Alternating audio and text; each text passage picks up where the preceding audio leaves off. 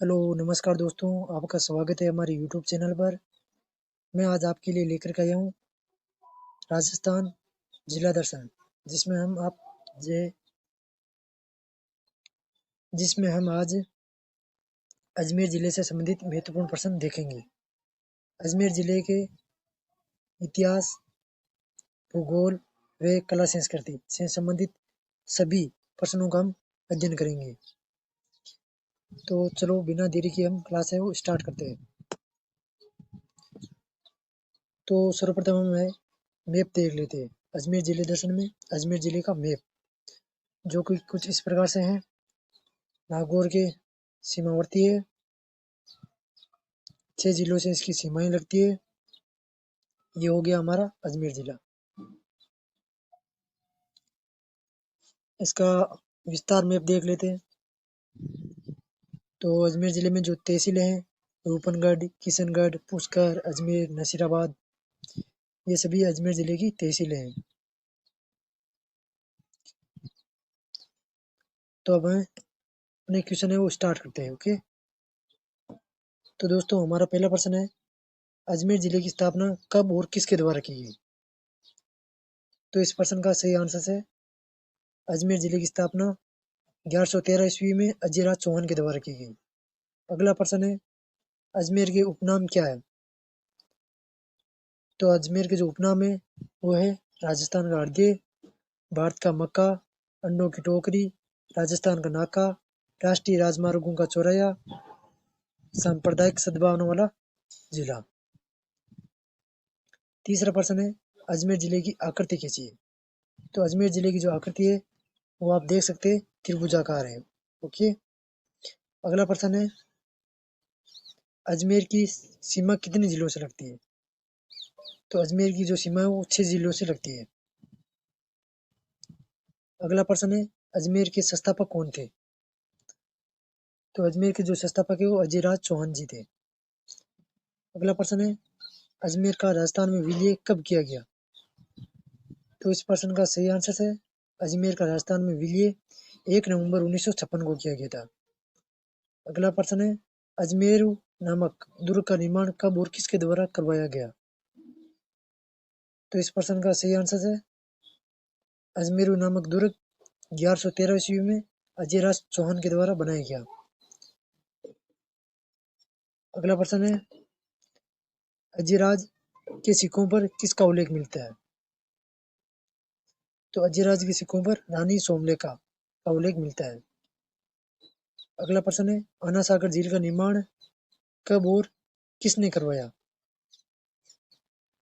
तो इस प्रश्न का सही आंसर है, आना सागर झील का निर्माण अरुणराज चौहान के द्वारा किस नदी के किनारे? बांडी नदी के किनारे करवाया गया। ओके, अगला प्रश्न है, अजमेर में वराह मंदिर का निर्माण किसके द्वारा करवाया गया?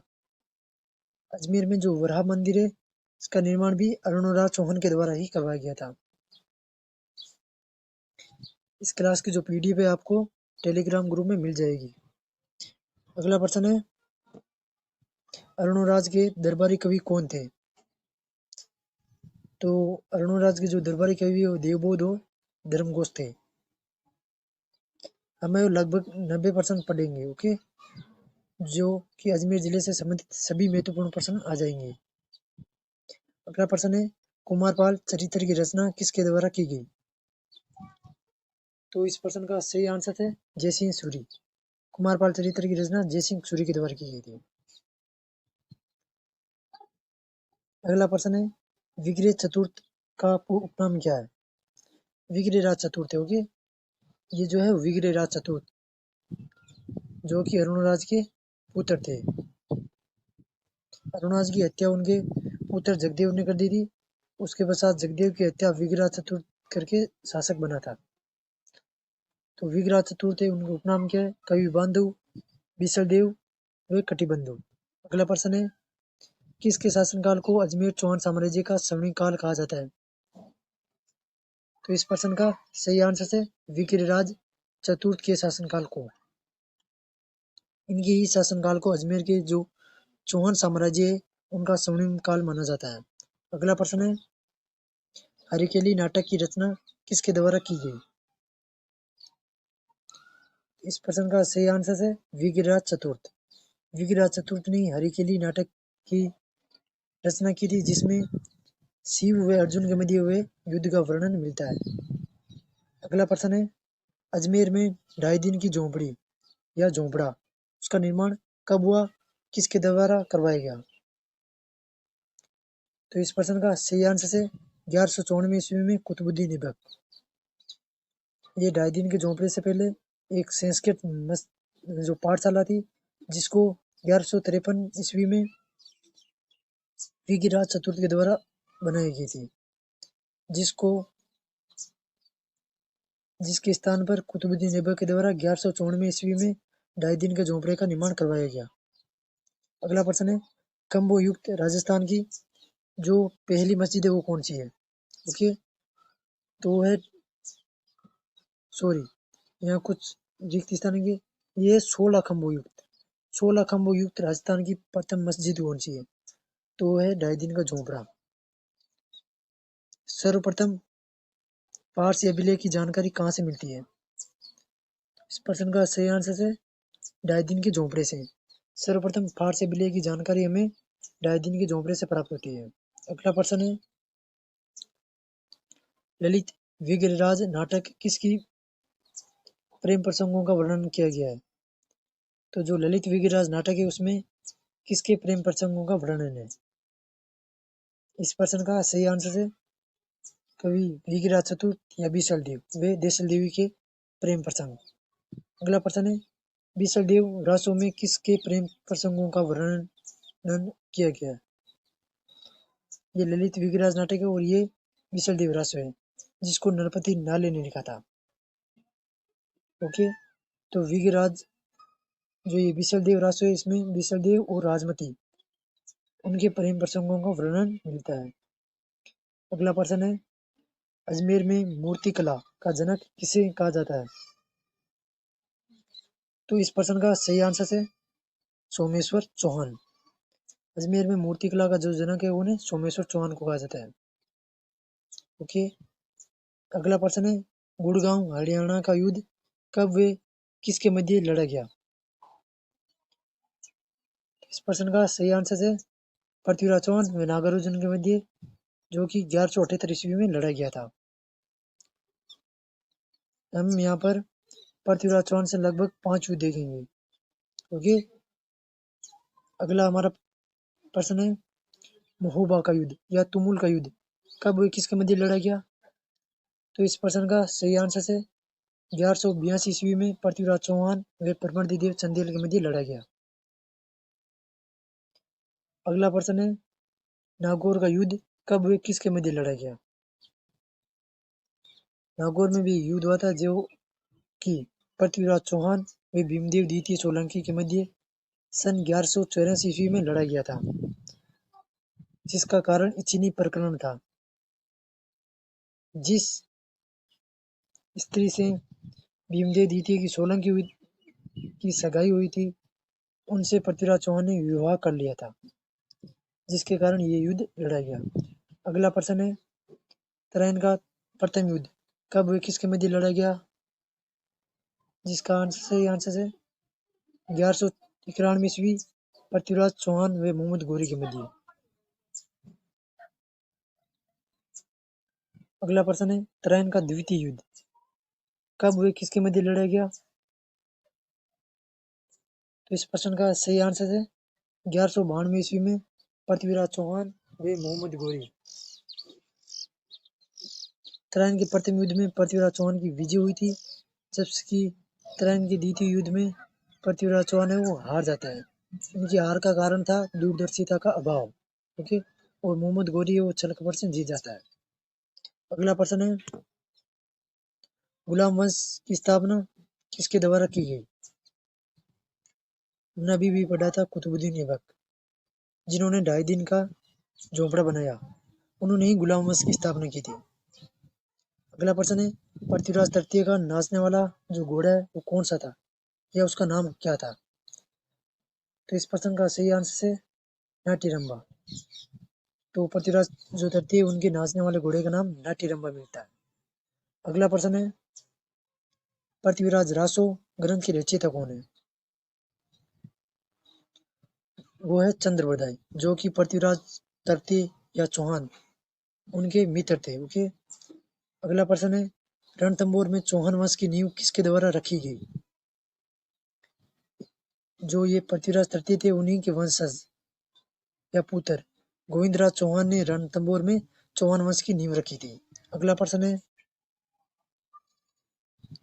राजस्थान का प्रयागराज किसको कहा जाता है? इस प्रश्न का सही आंसर है पुष्कर। राजस्थान का प्रयागराज पुष्कर को कहा जाता है।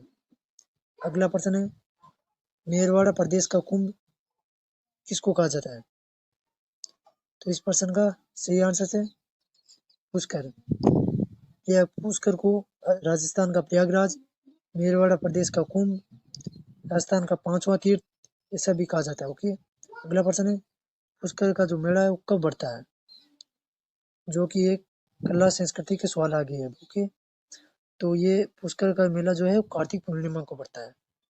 अगला प्रश्न है पुष्कर जो है अजमेर में उसमें कौन कौन से मंदिर है? वो है ब्रह्मा जी का मंदिर, सावित्री मंदिर, गायत्री मंदिर, बैकुंठ मंदिर, नौशेर माता मंदिर, रघुनाथ जी का मंदिर, वराह मंदिर आदि मंदिर है। ओके। अगला प्रश्न है लाल मंदिर किसको कहा जाता है? जो सोनी जी की नसियां अजमेर है उन्हीं को लाल मंदिर के नाम से जाना जाता है, जिसका निर्माण 1865 ईस्वी में सेठ मूलचंद के द्वारा करवाया गया था। अगला प्रश्न है सोनी जी की नसियां कहाँ पर है? अजमेर में। ओके। अगला प्रश्न है चश्मे नूर कहाँ पर है तथा इसका निर्माण किसके द्वारा करवाया गया? तो इस प्रश्न का सही आंसर है चश्मे नूर अजमेर में है तथा इसका निर्माण जहांगीर के द्वारा करवाया गया था। अगला प्रश्न है बहारी दरी कहाँ पर है तथा इसका निर्माण किसके द्वारा करवाया गया? बहारी दरी और चश्मे नूर दोनों अजमेर में तथा इनका निर्माण चश्मे नूर का निर्माण जहांगीर के द्वारा और बहारी दरी अर्थात बहारी दरवाजे इनका निर्माण शाहजहां के द्वारा कराया गया। ये कंफ्यूजन क्वेश्चन है, याद रखना अलग अलग।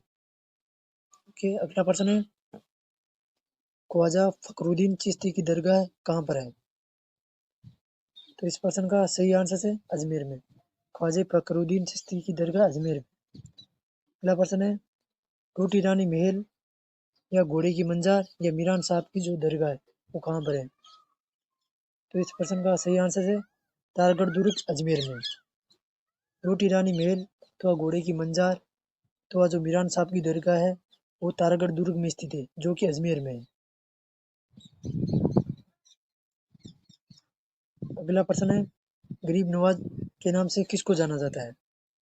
इस प्रश्न का सही आंसर है ख्वाजा मोइनुद्दीन चिश्ती। गरीब नवाज के नाम से ख्वाजा मोइनुद्दीन चिश्ती को जाना जाता है। अगला प्रश्न है टोडगढ़ दुर्ग का प्राचीन नाम क्या है? इसकी निर्माण किसके द्वारा करवाया गया? तो टोडगढ़ दुर्ग है उसका प्राचीन नाम बुराड़ वाला है और ये दुर्ग है colonel James Tod. Colonel okay colonel James Tod इनके द्वारा दुर्ग का निर्माण करवाया गया। अगला प्रश्न है राजस्थान का एकमात्र दुर्ग जो मुस्लिम पद्धति में बनाया गया कौन सा है? तो वो है अकबर का किला अजमेर। इसको अकबर का दौलत खाना भी कहते हैं। अगला प्रश्न है बादशाह की सवारी कहाँ पर निकाली जाती है और कब निकाली जाती है? तो इस प्रश्न का सही आंसर है बादशाह की जो सवारी है वो ब्यावर अजमेर में निकाली जाती है। ये टॉप क्वेश्चन है भाई। बादशाह की सवारी कहाँ पर निकाली जाती है? ब्यावर अजमेर में। ओके। अगला क्वेश्चन है बादशाह की होली कहाँ की है? तो बादशाह की जो होली है वो नाथद्वारा राजसमंद है।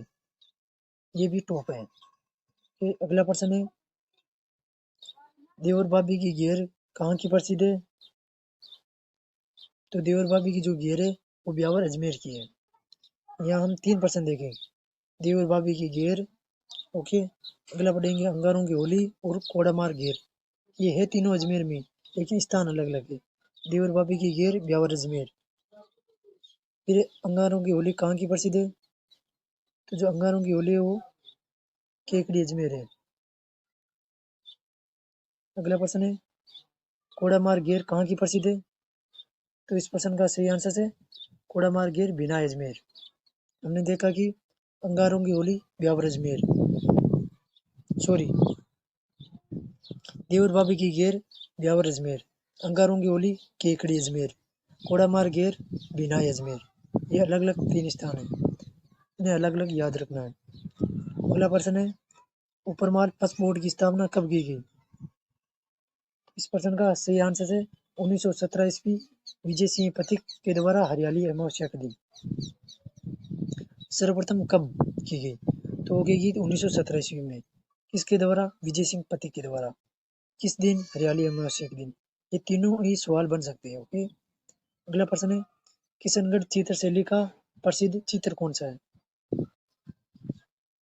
तो इस प्रश्न का सही आंसर है बनी ठनी, जिसका चित्रकार निहाल चंद था। ओके, अगला प्रश्न है, भारत की मोनालिसा किसको कहा जाता है? तो इस प्रश्न का सही आंसर है बनी ठनी चित्रशैली। बनी ठनी चित्रशैली को भारत की मोनालिसा कहा जाता है और इसको किसने कहा था? एरिक डिक्सन और डॉक्टर फ्याज अली ने कहा था। अगला प्रश्न है, बनी ठनी चित्रशैली का चित्रकार कौन था? अभी पढ़ा था निहाल चंद। अगला प्रश्न है, सरी नृत्य कहाँ का प्रसिद्ध है? अजमेर का। इससे संबंधित हम देख लेते हैं सरी नृत्य।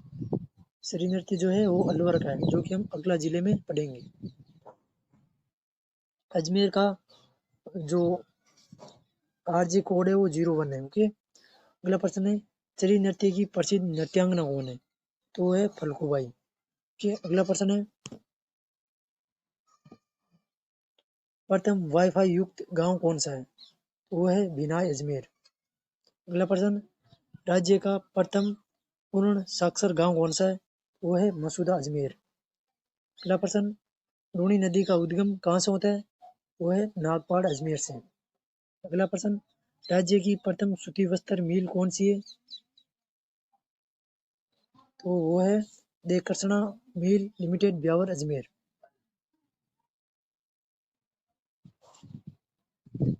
ये सभी अति महत्वपूर्ण प्रश्न है। लूणी नदी का उद्गम मोस्ट।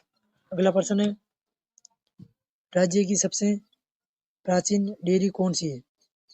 वो है पद्मा डेयरी, जो कि अजमेर में। ओके, अगला प्रश्न है, राजस्थान लोक सेवा आयोग अजमेर की स्थापना कब की गई? राजस्थान जो लोक सेवा आयोग है वो अजमेर में, और इसकी स्थापना 20 अगस्त 1949 ईस्वी को की गई। अगला प्रश्न है, पुष्कर झील के किनारे कुल कितने घाट हैं? तो वो है 52 घाट। अगला प्रश्न, हिंदुओं का 5वां तीर्थ किसको कहा जाता है? वो है पुष्कर, अभी पढ़ा था पीछे। अगला प्रश्न है, बीसल सागर झील कहाँ पर है व इसका निर्माण किसके द्वारा करवाया गया? तो बीसल सागर झील जो है वो अजमेर में है, इसका निर्माण विग्रहराज चतुर्थ के द्वारा करवाया गया। अगला प्रश्न है, फोय सागर झील कहाँ पर है? इसका निर्माण किसके द्वारा किया गया तथा इसका निर्माण किस नदी पर करवाया गया? सर्वप्रथम देखते हैं फोय सागर झील कहाँ पर है, तो वो है अजमेर में। इसका निर्माण की बात करें तो इंजीनियर फोय के द्वारा इसका निर्माण करवाया गया आपातकालीन स्थिति में। अगला प्रश्न है, किस नदी के किनारे? तो वो है पांडी नदी के किनारे। ओके, अगला प्रश्न है, नारायण सागर झील कहाँ पर स्थित है? तो वो है अजमेर। अगला प्रश्न है, रावली टोडगढ़ अभ्यारण्य कहाँ स्थित है? तो वो है अजमेर। अगला प्रश्न, लूणी नदी कितने जिलों में बहती है व किन किन जिलों में बहती है? तो लूणी नदी है 6 जिलों में बहती है। अजमेर से इसका उद्गम होता है नागपाड़ से, फिर नागौर, पाली, जोधपुर, बाड़मेर, जोधपुर। ये इसके नदी के बहने का क्रम है। ओके, लूनी नदी का। अगला प्रश्न है, मरुस्थल की गंगा किसको कहा जाता है? तो वो है लूनी नदी। अगला प्रश्न, अरावली का न्यूनतम विस्तार किस जिले में है? तो वो है अजमेर। अगला है, आंतेड़ की छतरी कहाँ पर है? तो वो है तथा किस संप्रदाय से संबंधित है? आंतेड़ की छतरियां अजमेर में। दिगंबर जैन संप्रदाय से संबंधित है। अगला प्रश्न, राजस्थान की प्रथम पुष्प गुलाब मंडी कहाँ स्थापित की गई? तो वो है गनोड़ा पुष्कर। प्रथम पुष्प मंडी, ये ज्यादा इम्पोर्टेंट नहीं है। ओके, अगला प्रश्न है, राजस्थान का एकमात्र छावनी बोर्ड कहाँ स्थित है? तो वो है नसीराबाद, अजमेर। ये इम्पोर्टेंट है, राजस्थान का एकमात्र छावनी बोर्ड है, ओके, जो कि नसीराबाद, अजमेर में। अगला प्रश्न है, किस व्यक्तित्व के प्रयासों से 1929 ईस्वी में शारदा एक्ट बाल विवाह विरोधी कानून पास करवाया गया? ये भी एक इम्पोर्टेंट क्वेश्चन है, वो है हरिविलास शारदा। अगला प्रश्न है, किशनगढ़ चित्रशैली को प्रकाश में लाने का श्रेय किन दो व्यक्तियों को जाता है? हमने पीछे पढ़ा था, किशनगढ़ चित्रशैली को प्रकाश में लाने का श्रेय दो व्यक्ति, एरिक डिक्सन व डॉक्टर फयाज अली को जाता है। अगला प्रश्न है, किस शासक का शासनकाल किशनगढ़ शैली का स्वर्णिम युग माना जाता है? तो वो है सावंत सिंह। अगला प्रश्न, किस शैली को कागड़ा शैली के नाम से भी जाना जाता है? वो है किशनगढ़ शैली। अगला प्रश्न, राय पिथौरा के नाम से किसको जाना जाता है? वो है पृथ्वीराज चौहान।